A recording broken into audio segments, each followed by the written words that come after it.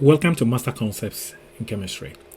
In this lesson, we're going to learn how to calculate the density of an object by water displacement. Okay, so let's proceed to read the problem. Now, the problem says that zinc of mass 35.7 grams is dropped into a graduated cylinder containing 40.0 mils of water. If the new level of water in the cylinder is 45.0 mils, calculate the density of our zinc. So as you can see, the mass is given, but the volume of zinc is not given directly. So which means that we have to do something with these two volumes to figure out the volume of our zinc. Then once we get the volume of our zinc, we then proceed to divide mass by volume to get the density of zinc. So let's go ahead. So first of all, what I would do is I would draw my graduated cylinder. So this is my graduated cylinder.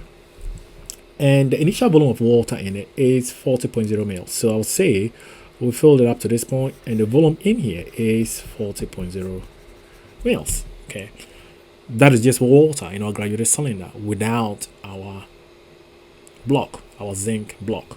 Okay, so after having our 40 mils in, we then drop our zinc in here. So our zinc block is not in here. So after we dropped our zinc block into the 40 mils, the water level rose to a new height.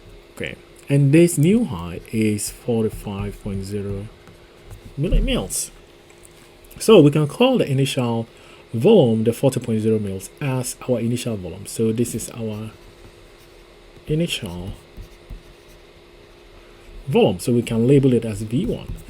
And after we dropped our zinc in, the water level rose to a new height, which is 45.0 mils. So we can call this new height our final volume, V2. Okay. So to find the volume of our zinc, we'll do our final volume, since that one is bigger, minus our initial volume. So final volume minus initial volume. Okay, and remember our final volume is V2 and our initial volume is what?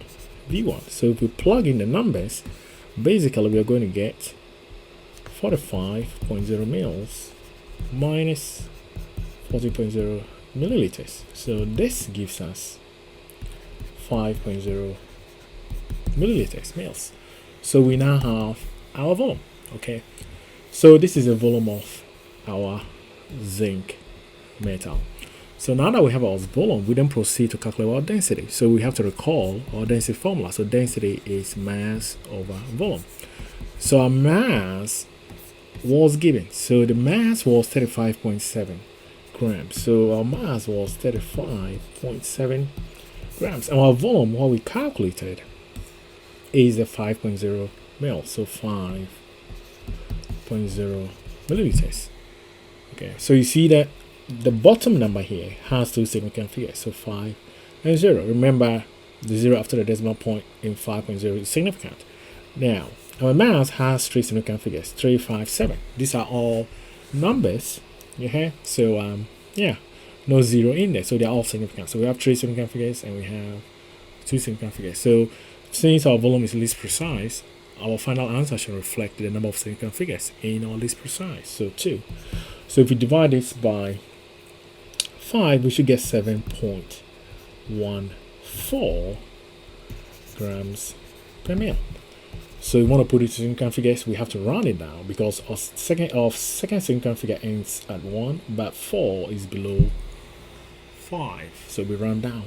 So we say 7.1 grams per mil. So that is our density of our zinc. Okay, so this is another way of solving density problems if the volume is not given to you directly, but is given to you or is hidden in the water displacement. Okay, so the volume was hidden in the water displacement, so you have to recall that you have to subtract your initial volume from the final to get a volume of your zinc.